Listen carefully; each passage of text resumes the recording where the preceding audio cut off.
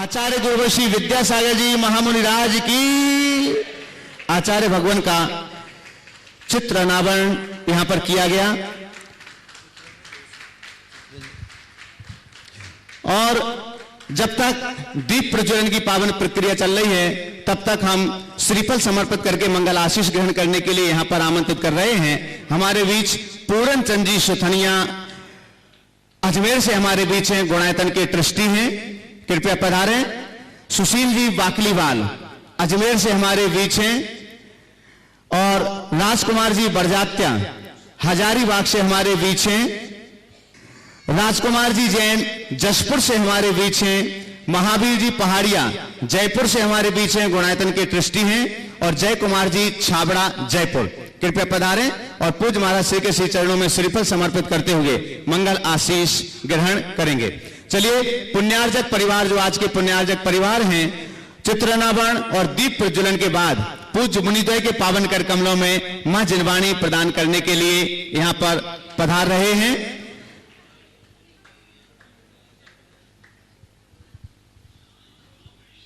पूज्य मुनिद्वय के पावन कर कमलों में मां जिनवाणी प्रदान कर रहे हैं हमारे आज के पुण्यार्जक परिवार संजय मधु जी सौगानी रांची, मनीष सोनल जी जयपुर, अरुण जी जैन जयपुर और कमल नीतू जी पटना। सुशील जी वाकलीवाल अजमेर। अजमेर से और जो भी लोग पधारे हुए हैं कृपया आ जाएं साथ में। किशनगढ़ से श्री नीरज जी जैन, हाँ नीरज जी सक्षम जी जैन। आप सबकी ओर से हम अपनी ओर से पूज्य मुनिश्री के श्री चरणों में कोटि कोटि नमोस्तु करते हुए मंगल आशीष वचनों के लिए निवेदन करते हैं। हे महाराज श्री नमोस्तु नमोस्तु नमोस्तु। बोलिए आदिनाथ जी भगवान की। यदि ये चैतन्य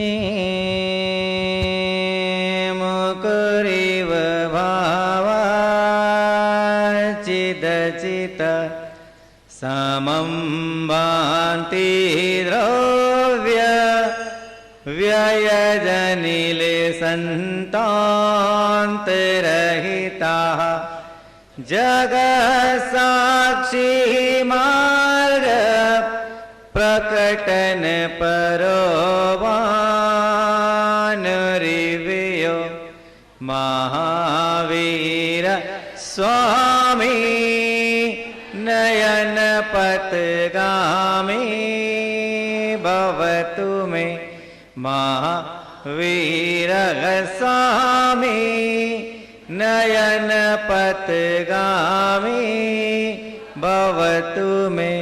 वर्तमान शासन नायक भगवान महावीर स्वामी की। गुरु नाम गुरु आचार्य ज्ञान सागर जी महाराज की। आचार्य भगवंत गुरु श्री विद्यासागर जी महामुनिराज की। मुनि श्री प्रमाण सागर महाराज की। मुनि श्री विराट सागर जी महाराज की। संसार में गुरु कृपा सबसे निराली। होली यही दशहरा यही है दिवाली। जो शिष्य है वह सदैव ऋणी रहेगा। कोई कभी न उपकार चुका सकेगा। बोलिए आचार्य भगवंत गुरु श्री विद्यासागर जी महामुनिराज की। किसी भी श्रमण के जीवन में जब उसका दीक्षा स्मरण दिवस आता है तो कृपा उसके गुरु की होती है। अगर गुरु उसे शिष्य के रूप में चयनित नहीं करते और दीक्षा नहीं देते तो क्या उसके जीवन में यह दिवस कभी आता? सारी कृपा उन्हीं की है और चयन भी उन्हीं का है। आज तो मात्र अगर मेरा दीक्षा दिवस है तो 15 साल पहले था, उस दिन हुई थी। आज तो स्मरण दिवस है कि हम याद करें कि 15 साल पहले मैं किन भावों को लेकर दीक्षित हुआ था। गुरु ने मुझ पर कृपा की थी और मुझे श्रमण बनाया था। मैं अपने अतीत में झांक कर अगर देखूं तो मुझे खुद ही आश्चर्य होता है कि मैंने दीक्षा ली कैसे। मंदिर जाने से मेरा कोई न नाता था न धर्म से कोई संबंध था। यदा कदा मंदिर चले गए और धर्म से तो दूरी थी। एक दोहा आता है कि पूजा सूजा सी लगे और 70 से भगवान, मंदिर खावन दौड़त है मोए बचाओ राम। वही हालत लगभग मेरी थी। 1997 में गुरुजी के आशीर्वाद से जन्म स्थान पर एक आरिका संघ का आना हुआ। उनका भी आज दीक्षा दिवस है, प्रशांत मती जी का, उन्हीं का संघ आया था। जब वो चातुर्मास स्थापना के बाद शुरू हुआ तो उन्होंने मूक माटी ग्रंथ की वाचना शुरू की। तब मैं यदा कदा मंदिर जाया करता था। संयोग की बात थी कि मूक माटी ग्रंथ का स्वाध्याय होना था, उस दिन मेरा मंदिर जाना हुआ। मूक माटी ग्रंथ का स्वाध्याय शुरू में जाकर बैठ गया वहां पे। चूंकि वो ग्रंथ मुझे बड़ा अच्छा लगा सुनने में, तो मैं कह तो धार्मिक ग्रंथ तो बड़े इजी होते हैं, तो समझ सकते हैं। मैं बैठ गया उसको सुनने के लिए। लगातार सुनते सुनते लगभग 80 दिन उसकी व्याख्या चली। मैंने 8 सेकंड के लिए कभी नहीं छोड़ा उसको, पूरा सुना। तब तक पिछीधारी थोड़े थोड़े समझ में आने लगे थे। एक दिन उन्हीं के संघ के आरिका सिद्धांत मती जी किसी व्यक्ति को मुनि के मूल गुण और मुनि के स्वरूप के बारे में समझा रही थी। मैं वहां बैठा हुआ था, तो वो बड़ी जिज्ञासा से, जो जिज्ञासु थे, मुनि के मूल गुण पूछ रहे थे। तो मुझे समझा कि मुनि के मूल गुण भी कुछ होते हैं, उनके ही बायलॉज होते हैं। मैं सुन रहा था। सुनते सुनते मैंने उनसे पूछा, क्या मुनि बन सकते हैं? तो उन्होंने बड़ी कुटिल मुस्कान दी कि तुम और मुनि बनोगे, तुम और मुनि बनोगे। अब ये सवाल मेरे जहन में बैठ गया। जब तक मैं कुछ समझता कुछ नहीं, मुनि बनना होता क्या है, कि क्या परिभाषा मुनि बनने की। भाई जो सुना हो, जितना समझ पाए। मैं मुनि बनूंगा, ये सवाल कैसा, मैं मुनि बनूंगा? क्यों नहीं बन सकता मुनि में? बात आई गई होगी। जाते रहे, उनकी सेवा, संघ की सेवा करते रहे। चतुर्मास संपन्न हुआ। फिर उनका हरदा से पटेरा जाना हुआ, उनके संघ का। 2 साल के बाद जब उनका चतुर्मास पटेरा में संपन्न हुआ, प्रशांत मती जी का, तो हम और हमसे छोटे विशाल सागर जी उसी गांव से हैं, और एक ब्रह्मचारी मुकेश भैया, अंत में एक साथ घर छोड़ के निकले थे। तो दर्शन करने चले गए। लगभग शाम 8 बजे का समय होगा, रात्रि का। जब पहली बार कुंडलपुर के बड़े बाबा के दर्शन करे तो मन में भाव हुए थे, मुनि बनना है। कुंडलपुर के बड़े बाबा को देख के भाव हुए थे, मुनि बनना है। पर मुनि कैसे बनना है, इसकी परिभाषा कुछ पता नहीं है। उस दिन भाव होगा कि अब तो मुनि बनेंगे, पर मुनि बनाएगा कौन? आके सिद्धांत मती से पूछा कि माताजी, मुनि बनने के हक कौन बनाएगा? कि मुनि तो हम तो दीक्षा देते नहीं है, हमारे गुरु के पास जाओ, वो दीक्षित करेंगे। अब नाम सुना था आचार्य विद्यासागर महाराज, कोई महाराज हैं। अब वहां जाना, उनसे बात करना, मतलब महा टेढ़ी खीर, उनसे हम तो जानते नहीं कौन महाराज है। वो 2 बार पहले देखा था, 94-97 में, पर तब देखा था चर्म की आंखों से, तो कोई लगाव था ही नहीं।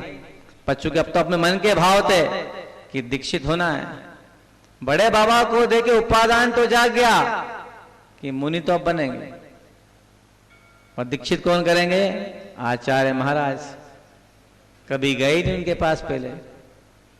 वहां से आने के बाद हम तीनों, विशाल सागर जी, हम और मुकेश, 99 में जून के महीने में तीनों उनके पास व्रत लेने पहुंचे। गुरुजी स्वाध्याय कर रहे थे, नेमावर की बात है ये। जैसे उनको नमोस्तु की, आचार्य व्रत चाहिए, तो उनका पहला वाक्य था, कहां से पधारे? गांव का नाम बता दिया।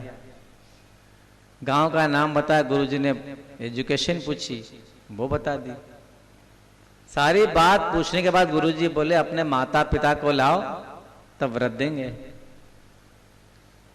अब माता पिता को लाना तो आप लोग समझते कितना, आप लोग भी समझते। इस बात के लिए कन्विंस करना कि हमें दीक्षा लेना, आप चलो आचार्य के सामने हाँ करो, व्रत के लिए हाँ करो। किसके माता पिता हाँ करते हैं? किसी के ही नहीं करते हैं। घर पहुंचे, वहां से उन गुरुजी के आज्ञा लेकर घर वालों को कन्विंस किया, कोई माना कोई नहीं माना। अब योग था कि हमारे माता पिता वहां थे ही नहीं, वो साउथ गए थे घूमने के लिए, तो दादी को लेके चले हम ब्रह्मचारी मुकेश भैया, विशाल सागर जी का परिवार, हम सब गए। जब उन गुरुजी के पास लेके पहुंचे 4-5 दिन के बाद, तो गुरुजी बात करने को तैयार नहीं, देखने को तैयार नहीं। अब जिसके मन में श्रद्धा ना हो उसको कहाँ सबूरी है? अरे मुनि महाराज के दर्शन करने आए, मुनि महाराज बाद में, आप नमोस्तु बाद में करो, आपको पहले अटेंड कर लेना चाहिए, तो आप लोग खुश रहते हो। महाराज तो देखे कौन है, बात कौन करे महाराज, तो आप लोग नाराज हो जाते हो, ये तो देखते ही नहीं है, बोलते ही नहीं है। बादशाह तो आचार्य है, जैसे तैसे उनको बादशाह से 1 सेकंड के लिए बात करे, अच्छे से परिवार वाले हैं, अच्छे से देखा, आशीर्वाद दिया, फिर कोई चर्चा नहीं हुई। अब उनको सबूरी थे ही नहीं, वो शाम को सब चले गए। हमें तो व्रत लेना था, आज चुके सो चुके। फिर 20 दिन गुरुजी पास रहे घर छोड़कर। सुबह शाम एक ही काम, गुरुजी आचार्य व्रत दे दो, आचार्य व्रत दे दो। तो आचार्य 3 बातें बोलते थे हम लोगों को, तुम मारवाड़ी हो, मैं तुम पे भरोसा नहीं करता, तुम लोग कमजोर होते हो। अब कोई घटना आती है ऐसी घटी होगी, उनका अनुभव था अपना, हम क्या बोलते, रोज ये बातें होती थी। 20 दिन के अथक प्रयास के बाद गुरुजी कुछ पिघले। शाम का समय था, बैठे हुए थे, हम फिर तीनों गए, वही निवेदन फिर किया, आज से व्रत चाहिए। तो बोला अभी तो संध्या का समय है, अभी कैसे व्रत दे दूं?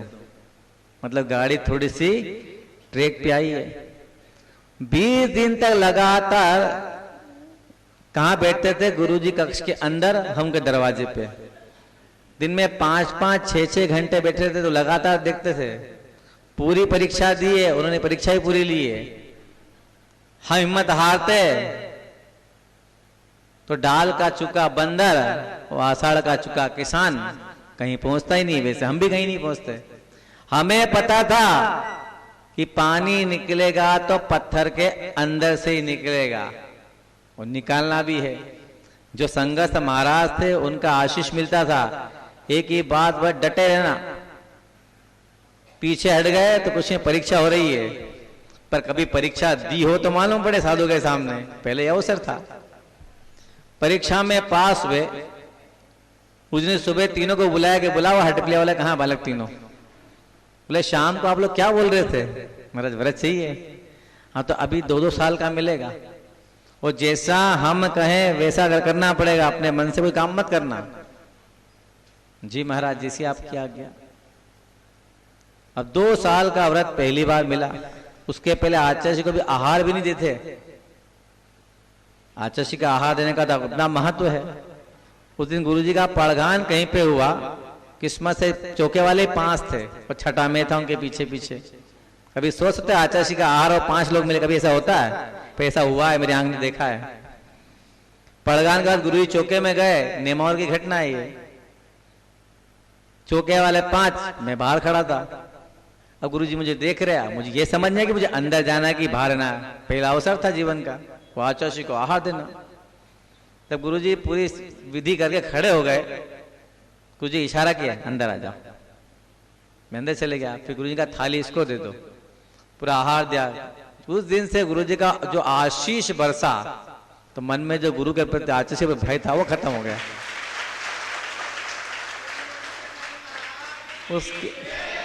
उसके बाद गुरुजी पहुंचे इंदौर चतुर्मास के लिए। अब पढ़ने के भाव तो थे, पर नमोकार मन से ज्यादा कुछ जानते ही नहीं थे। जब इंदौर पहुंचे तो बड़ी भीड़ थी वहां, जैसा अक्सर होता है। आधे तो कार्यकर्ता कंट्रोल कर लेते, अंदर जाने देते ही नहीं है। 2 घंटे से खड़े हुए थे। तब गुरुजी ने देखा कि तीनों आए, गुरुजी ने बुलवाया, इनको अंदर भेजो। कुछ चर्चा की तो मुकेश भाई बोले आचार्य स्वाध्याय करने के भाव हैं, आपके चरणों में कुछ पढ़ना चाहते हैं। तो गुरुजी कुछ सोच के पहले से बैठे होंगे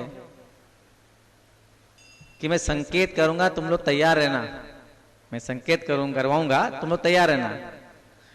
फिर गुरुजी का जब विहार वहां से हुआ और बिना बारा गुरुजी पहुंचे सन 2000 में, संकेत आया कि आचार्य श्री ने याद किया है। वो खबर मेरे पास ही आई थी। अब वो समझ नहीं पाए गुरुजी क्यों बुला रहे हैं।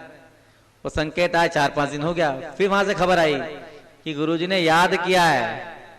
तो आपस में चर्चा की गुरुजी ने याद किया, भाई गुरु जो आचार्य श्री को जानते हैं और गुरुजी उनको याद कर ले तो बहुत खुशी की बात है, गुरुजी याद कर रहे हैं, हमें एहसास था ही नहीं उस चीज का।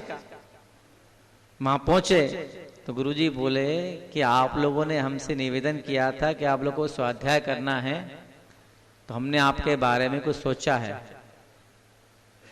आपको संग में रख के हम स्वाध्याय कराना चाहते हैं, पर आपकी वेशभूषा बदलेगी। ये जो रंगीन ड्रेस कपड़े पहनते सब चेंज हो जाएंगे, व्हाइट कपड़े पहनने पड़ेंगे, वो पूरा बाल मुंडवा के चोटी रखना पड़ेगी। अरे महाराज चोटी कैसे रखेंगे, व्हाइट कपड़े तो ठीक है, चोटी के विद्वान बनना हो तो चोटी रखना पड़ेगी। हमारे साथ 14 भाइयों का सिलेक्शन हुआ।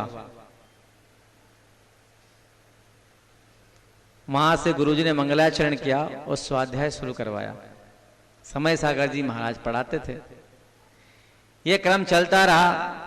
बीना बारा, हम जबलपुर, नेमावर और फिर जबलपुर, 3 साल तक लगातार गुरुजी के 4 साल तक लगातार गुरुजी के चरणों में रह के स्वाध्याय हुआ। 4 महीने गुरुजी के पास रहते थे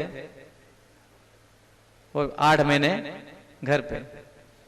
स्वाध्याय चलता रहा, धीरे धीरे सीखते रहे, पर फिर भी इतनी गहरी जो होना चाहिए आस्था अंदर बन नहीं पाई थी। मैं एक दिन गुरुजी के पास गया कि आचार्य श्री व्रत के प्रति भावना थी, वो आपसे मिल गया, ड्रेस भी चेंज हो गई, पर इतनी गहरी आस्था क्यों नहीं बन पा रही।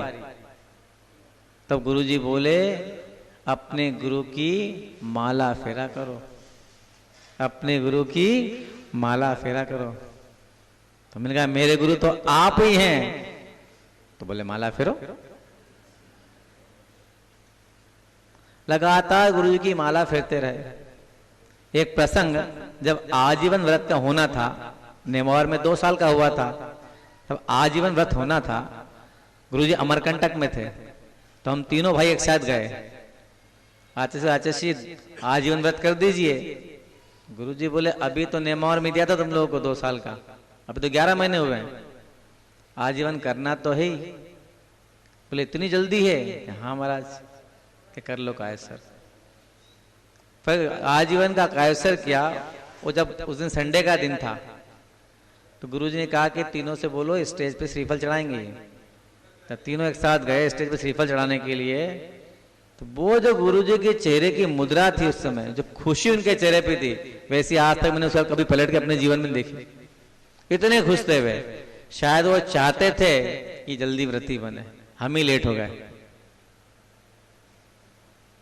4 साल तक गुरुजी के चरणों में रहकर स्वाध्याय किया।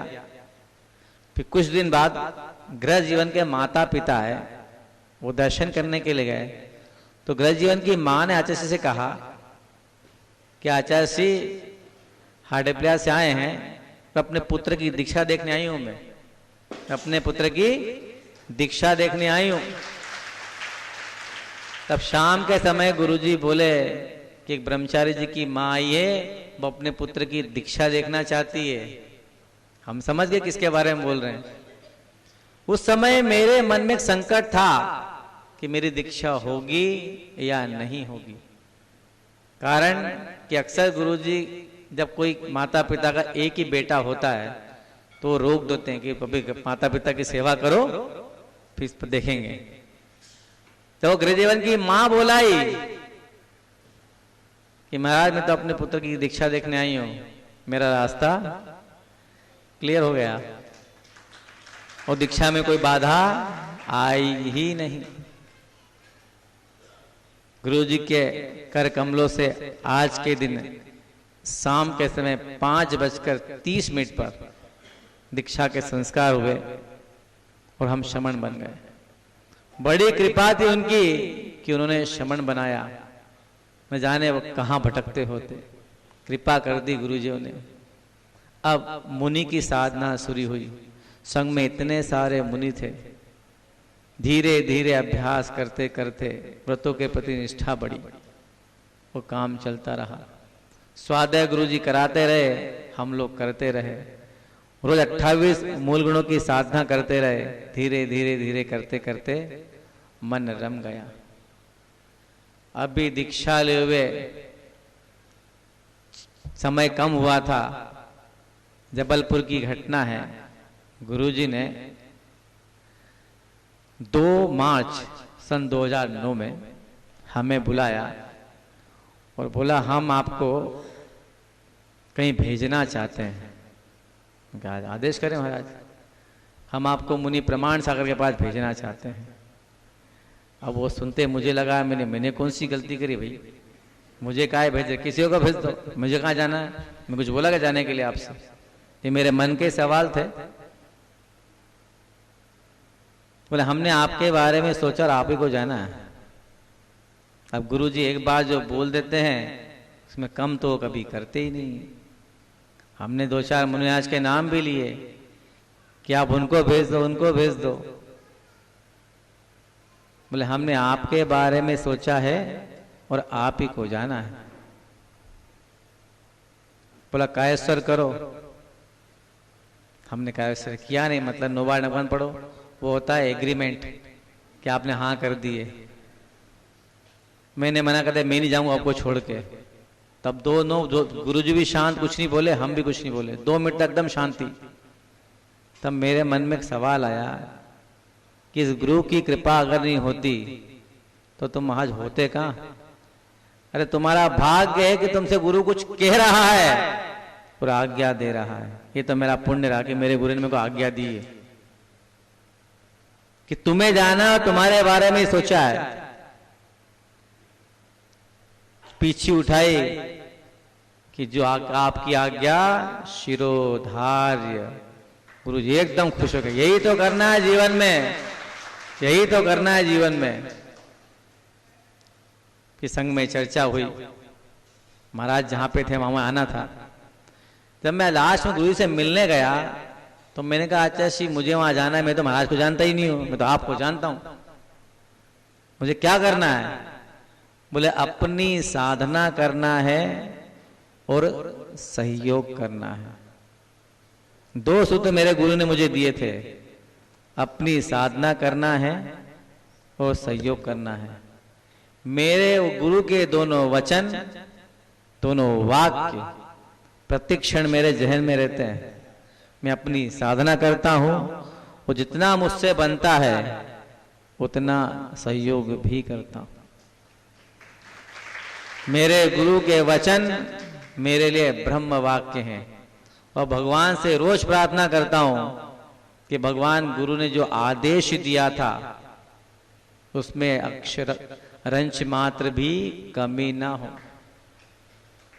कितने योग्य गुरु मुझे मिले जिन्होंने मुझे जमीन से उठा के आसमान में बिठा दिया। मैं इतना ही अपने गुरु को अगर नहीं दे पाया तो क्या मतलब मुनि बनने का? मैंने दिया क्या उनको? मात्र अपनी श्रद्धा, अपना समर्पण। उन्होंने अपना रूप ही मुझे दे दिया कि मैं भी श्रमण और तू भी श्रमण। ये होते हैं गुरु। संघ में रहने का काल रहा 4 साल 6 महीना 15 दिन मैं गुरु चरणों में रहा। मेरा इस मामले में पुण्य कम रहा कि मैं चरणों में कम रहा। अब उन्होंने मुझे क्यों ढूंढा, क्यों खोजा और क्यों भेजा, वो उनका मन जानता है। उनके मन की कोई नहीं जान पाता।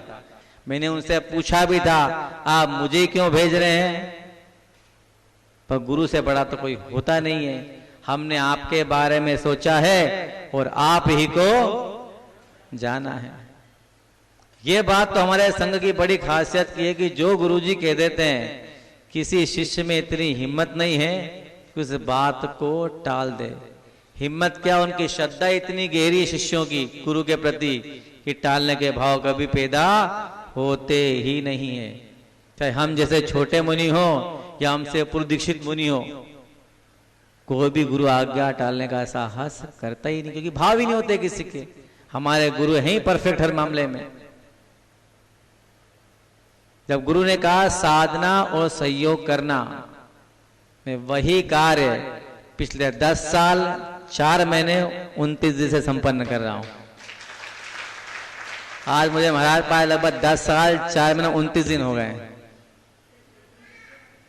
पर जैसा सूत्र गुरु ने दिया था कि अपनी साधना करना, अपना और संघ का सहयोग करना, धन्य होता शिष्य जिसे गुरु आदेश देते हैं और जो गुरु का आदेश मानता हो। नहीं तो गुरु तो सबके हैं, पर कितने भाग्यशाली शिष्य हैं जिनको गुरु आदेश देते हैं। मैं तो यही मानता हूं कि गुरु चरणों में रहना कम हुआ, इसमें मेरा पुण्य कम था, पर कम से कम गुरु ने आदेश देने के लायक तो समझा कि ये लायक है। सब निभाते हैं गुरु का आदेश, मैं भी निभाता हूं। तो यही प्रार्थना करता हूं कि जीवन में अगर ज्यादा कुछ नहीं कर पाया अपने जीवन में ज्यादा, पर ये कर जाऊं कि जब भी गुरु को मेरी याद आए तो उनके चेहरे पे खुशी रहे, तनाव ना आए। मेरे द्वारा मेरे गुरु के चेहरे पे कभी तनाव ना आए। जो मेरे जीवन में अच्छा होगा वो मेरे गुरु का आशीर्वाद, और मुनि का बुरा होता तो है ही नहीं, फिर भी कर्म का उदय है। जो आज खराब हो वो मेरे व्यक्तिगत कर्म का उदय है। अच्छा सब मेरे गुरु का। पूरा प्रयास ही रहता है। और भगवान से यही प्रार्थना करता हूं कि जीवन के अंतिम सांस तक गुरु की छत्र छाया सर पे बनी रहे और उनके श्री चरणों में समाधि हो और प्राण निकल जाए।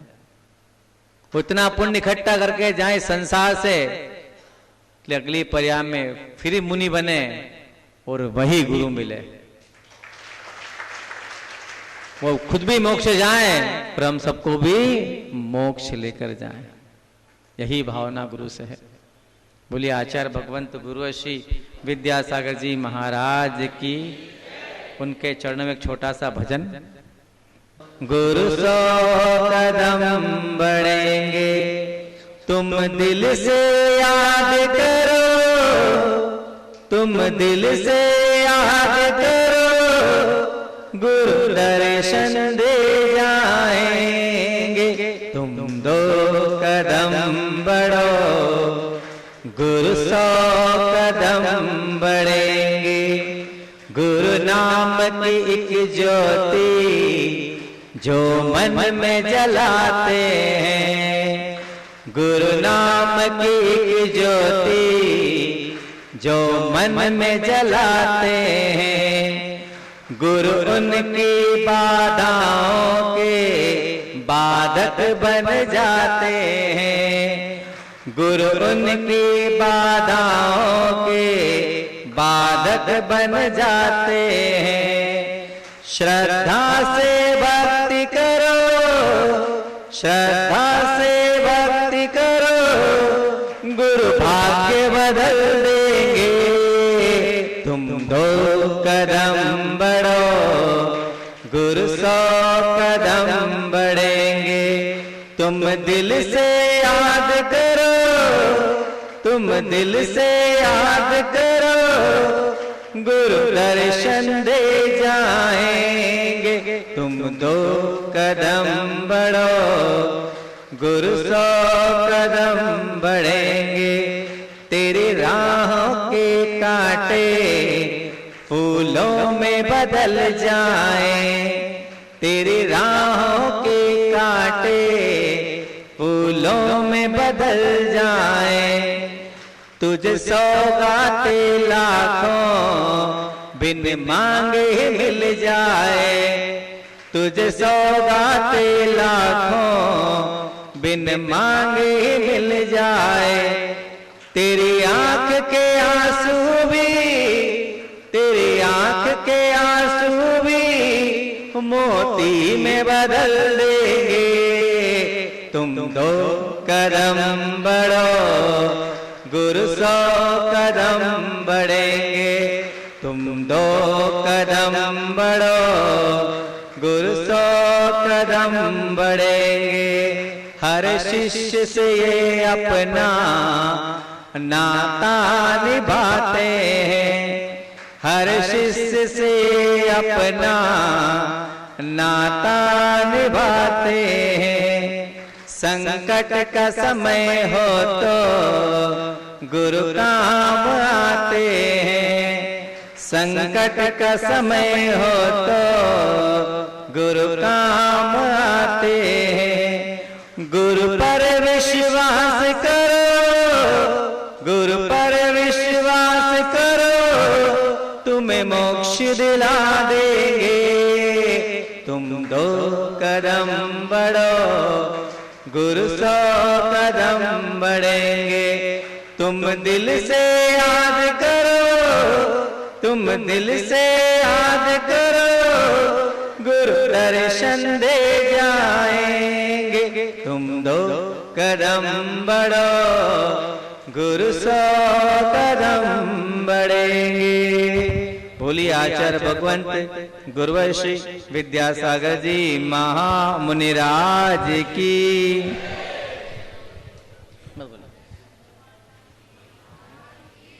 पूज्य मुनि श्री प्रमाण सागर जी महाराज जी के श्री चरणों में कोटि कोटि नमस्ते करते हुए मंगल आश्री वचनों के लिए निवेदन। ओम नमः शिवाय। जय बोलो परम पूज्य आचार्य गुरुवर श्री विद्यासागर जी।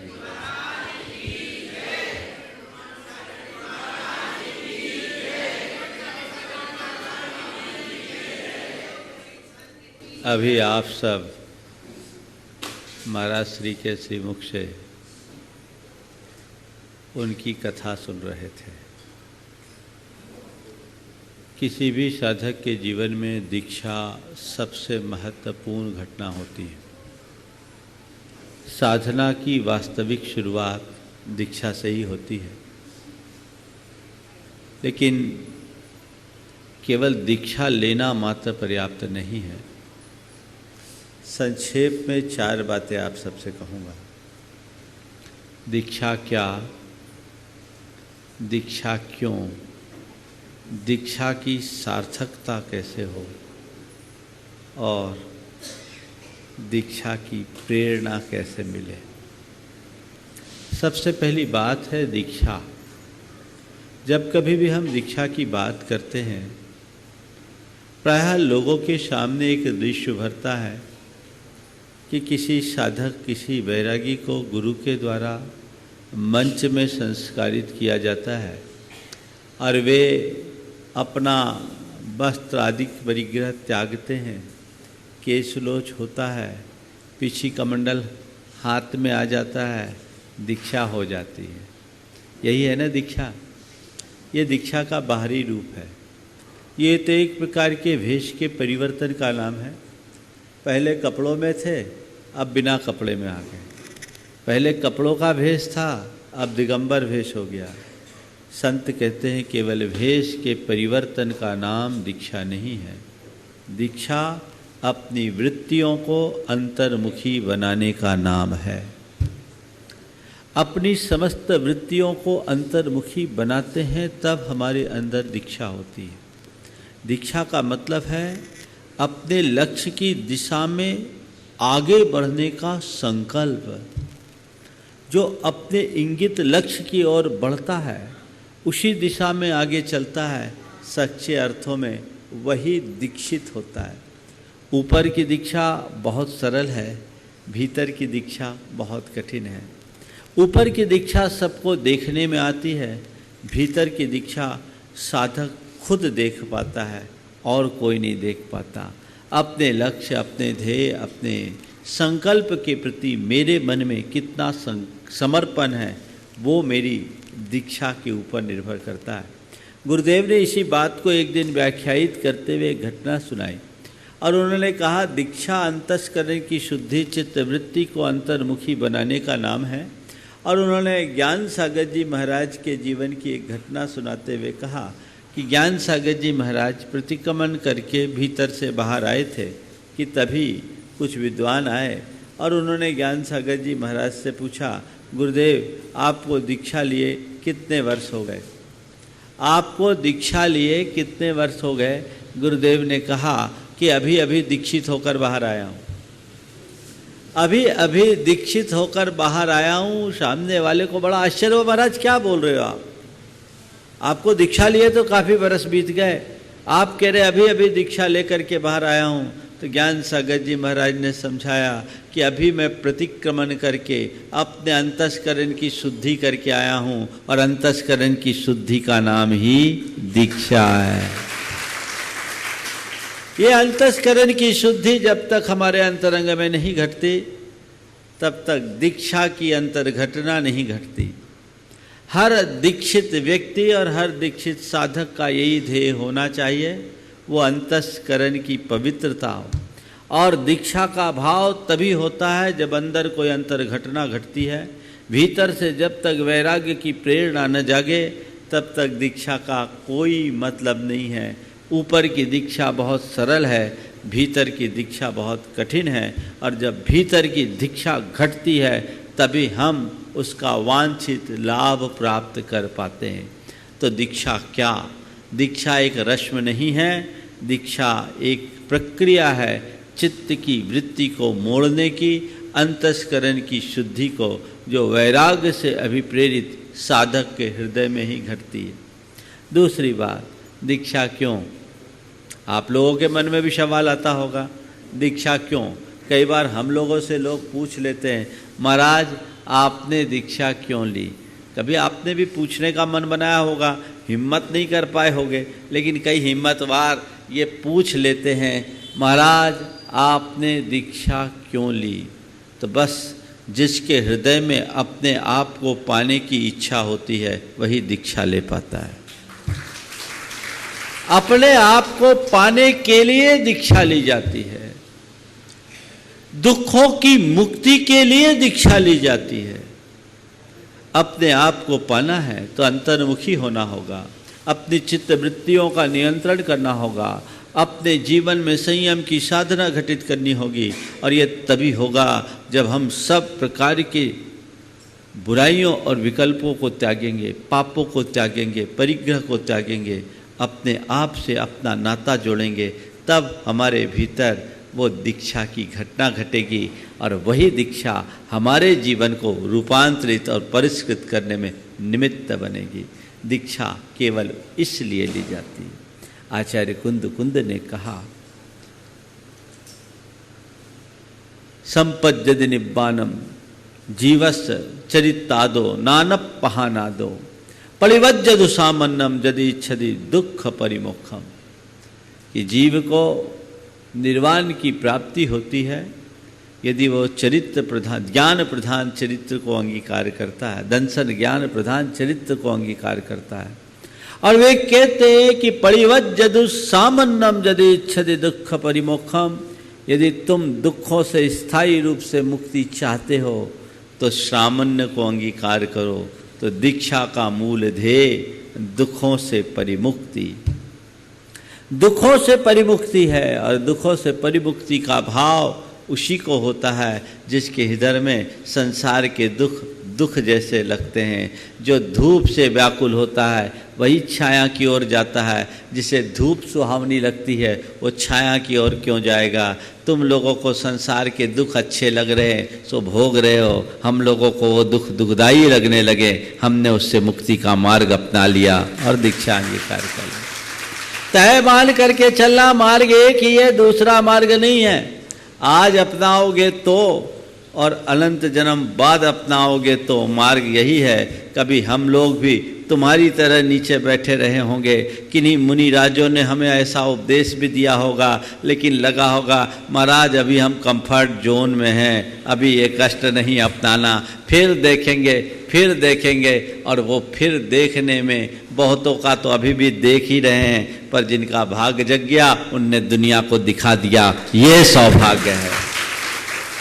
अब फिर देखने की बात नहीं है, अब जो कुछ है वह करने की बात है। जिसके हृदय में संसार से मुक्ति का प्रबल भाव जगता है, जिसके हृदय में दुखों से भय होता है, पापों से डर होता है, वही दीक्षा ले पाता है। और दीक्षा लेने का उद्देश्य भी यही है। तो हम लोगों ने दीक्षा क्यों ली? कई लोग दीक्षा लेते हैं, अलग अलग दृष्टि से लेते हैं। कोई साधुओं के ग्लैमर से प्रभावित होकर के दीक्षा ले लेते हैं। वर्णी जी कहा करते थे, मूड़ मुड़ावे 4 गुण 3 गुण, सिर की मिट गई खाज, और खावन को लड्डू मिले लोग कहे महाराज। बढ़िया है। बहुत सारे लोग, हो सकता है किसी के हृदय में दीक्षा का भाव इस भाव से भी आ जाए, अरे महाराजों का बड़ा ग्लैमर है, सारी दुनिया चरणों में आती है, बड़े ठाट बात है, ठीक है दीक्षा ले ले। ध्यान रखना, अगर ग्लैमर से प्रभावित होकर के व्यक्ति दीक्षित हो भी जाए तो दीक्षा का जो लाभ उसके अंदर होना चाहिए वो नहीं होगा। वैराग्य से प्रेरित साधक की दीक्षा ही सार्थक हो पाती है। तो दीक्षा को सार्थक बनाने के लिए हमारे हृदय में वैराग्य की लहर उत्पन्न होते रहनी चाहिए। और आचार्य कुंद ने कहा कि तुम हर पल अपने दीक्षा की तिथि को याद रखना। तुमने क्यों दीक्षा ली इस बात को कभी भूलना मत, और उस लक्ष्य के प्रति समर्पित रहोगे तब तुम्हारी दीक्षा सार्थक होगी। नहीं तो दीक्षा लेना बड़ा सरल है, दीक्षा को निभाना बड़ा कठिन है। बहुत सारे लोग हैं जिनने दीक्षा को सार्थक बनाया है, तो कुछ ऐसे भी अपवाद हैं जिनने दीक्षा को कलंकित किया है। संत कहते हैं तुम बड़े भाग्यशाली हो जिसने दीक्षा को धारण किया है। जीवन भर एक संकल्प लो, मैं दीक्षा को सार्थक बनाऊंगा, कलंकित कभी नहीं बनाऊंगा। हम रोज आँख खोलते हैं तो मन में एक ही भाव आता है कि मैं कितना भाग्यशाली हूँ कि इस कलयुग में भी मुझे रत्नत्रय का सुलाभ गुरु की कृपा से मिला है। प्रभु आपसे एक ही निवेदन है, ऐसा साहस, ऐसी शक्ति, ऐसा संबल देना कि जीवन के आखिरी सांस तक अपनी दीक्षा को निभा सकूं, उसे सार्थक बना सकूं, इसे कलंकित न होने दूं। ये भाव अगर साधक के हृदय में हमेशा बना रहे तो वह कभी अपने मार्ग से भटक नहीं सकता। तो ये लक्ष्य है अपनी दीक्षा को सार्थक बनाने का। जब तक मेरे हृदय में वैराग्य है, मेरे हृदय में ज्ञान है, मैं अपने ज्ञान और वैराग्य के बल पर साधना के पथ पर चलते हुए अपनी दीक्षा को सार्थक कर सकूंगा। और यदि इसे खो दिया तो दीक्षा दिखेगी भले पर टिकेगी नहीं। संत कहते दिखने वाली दीक्षा सार्थक नहीं होती, टिकने वाली दीक्षा सार्थक होती है। हमें वो दीक्षा, उस दीक्षा की तरफ अपनी दृष्टि रखनी चाहिए। और चौथी बात, दीक्षा के लिए प्रेरणा पाना, प्रेरित होना। हम जब किसी दीक्षित को देखते हैं, दीक्षा की प्रेरणा होती है। आप लोगों के मन में भी प्रेरणा आती होगी कि मैं भी दीक्षा ले लूं, लेकिन आपकी प्रेरणा शमशानी वैराग्य जैसी होती है। थोड़ी देर के लिए प्रेरणा आती है और फिर वह प्रेरणा टल जाती है। बंधुओं, आप दीक्षा की प्रेरणा लेते हो, हम लोग भी दीक्षा की प्रेरणा लिए हैं और लिए नहीं हैं, आज भी दीक्षा के लिए प्रेरित रहते हैं। हर पल दीक्षा के लिए प्रेरित हैं। प्रेरित करना अलग बात है, प्रेरित होना अलग बात है। हमारे हृदय में हमारी दीक्षा की प्रेरणा हर पल होती है और वही प्रेरणा हमें हमारी दीक्षा में टिका कर रखती है। वो प्रेरणा की ये जो भाव मैंने जगाए हैं बड़े दुर्लभ भाव है, लोक में बहुत थोड़े से है। 135 करोड़ की आबादी में 1500 दिगंबर पिच्छी है भारत में। सोच लो कितने कम है, कितने दुर्लभ है। सारे मनुष्य लोग की बात करो तो दूर की बात, पूरे दुनिया की बात करो तो दूर की बात। भारत में देख लो कुल 1500 दिगंबर मुनियों की पिच्छी है। ये कितनी दुर्लभ, मेरे ख्याल से 1500 भी मुनि नहीं होंगे, आरिका वगैरह मिला करके, सब मिलाकर, तो कितनी दुर्लभ है। मैंने वो पाया है, वो प्रेरणा मेरे हृदय में हमेशा जगनी चाहिए। जब तक वो प्रेरणा जागृत रहती है तब तक परिणाम निश्चयता अच्छा होता है। हम सब भाग्यशाली हैं। आज महाराज का दीक्षा दिवस है। ये महाराज के लिए ही सौभाग्यशाली दिन नहीं है, आप सब के लिए भी एक अच्छा दिन है। जिस दिन हमें प्रेरणा मिले वो हमारे लिए सबसे पवित्र दिन होता है। आप गुरुओं की दीक्षा दिवस आदि में आते हो, मन में एक प्रेरणा जगाओ कि मेरे हृदय में वो दीक्षा की घटना घटे, और जब तक दीक्षा की घटना न घटे, जो दीक्षित हैं उनके पीछे लगकर मैं दीक्षा की प्रेरणा पाता रहूं, तो हमारा जीवन धन्य होगा। आज की तिथि में महाराज जी की दीक्षा हुई, 25 ब्रह्मचारियों की एक साथ मुनि दीक्षा हुई थी, वीर सागर जी को आदि लेकर के। मैं उन सबके प्रति अपनी ओर से सद्भावना व्यक्त करता हूँ, शुभकामनाएं देता हूँ, महाराज श्री के लिए शुभकामनाएं देता हूँ कि ये अपने जीवन के अंतिम क्षण तक अपनी इसी दीक्षा को सार्थक करते रहे और जीवन के अंत में दीक्षा का उत्तम परिणाम जो संलेखना उसे पा सके। मैं भी उसी संलेखना की भावना भरता हूँ। ये शुभकामनाएं न केवल महाराज श्री के लिए अपितु महाराज श्री के साथ पूरे ग्रुप के लिए, 25 के 25 मुनि राजों के ग्रुप के लिए मैं व्यक्त कर रहा हूँ। इसी प्रकार जैसा अभी बताया, आर्यिका प्रशांतमती और पूर्णमती की दीक्षा भी आज ही हुई। 1989 में कुंडलपुर में दीक्षा हुई थी। मैं उनके लिए भी अपनी तरफ से आशीर्वाद देते हुए ये शुभकामनाएं व्यक्त करता हूँ कि अभी आर्यिका का महाव्रत उनने अंगीकार किया, ऐसी पात्रता प्रकट हो कि शीघ्र ऐसी अंतिम दीक्षा हो जो सबके दीक्षा को दीक्षा कल्याण में परिवर्तित कर सके। इस स्वभाव के साथ मैं गुरुदेव के चरणों में नमन अर्पित करता हूँ। उनकी कृपा हम सब पर बरसी है और भावना भाता हूँ, गुरुदेव आपकी ऐसी कृपा एक और अनेक दशाब्दियों तक हम सब पर बरसते रहे, आने वाली शताब्दियों तक आपकी छाया हम सब पर पड़े, ताकि आप जैसे बीतरागी निर्गंथ के कर कमलों से दीक्षित होकर हम अपने जीवन को सार्थक बना सके। इतना ही कह करके मैं विराम ले रहा हूँ। बोलिए परम पूज्य आचार्य गुरुवर श्री विद्यासागर जी महाराज की मंगल भावना। 4 लाइनें।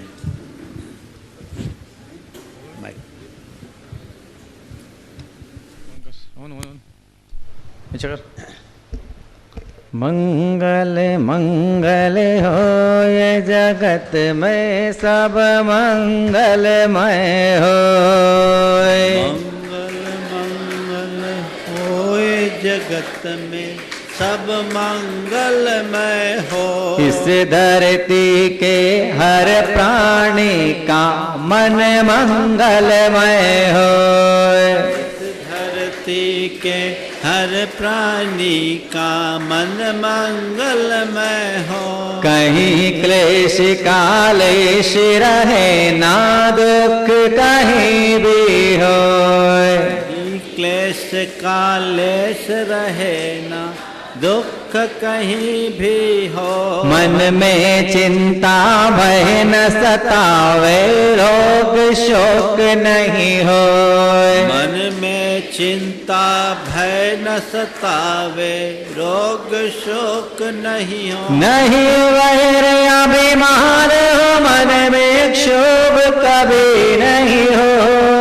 नहीं बैर अभिमान हो मन में क्षोभ कभी नहीं हो। मैत्री प्रेम का भाव रहे नित मन मंगलमय हो। मैत्री प्रेम का भाव रहे नित मन मंगलमय हो। मंगल मंगल हो ये जगत में सब मंगलमय हो।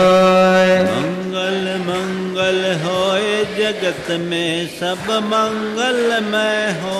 इस धरती के हर प्राणी का मन मंगलमय हो। इस धरती के हर प्राणी का मन मंगलमय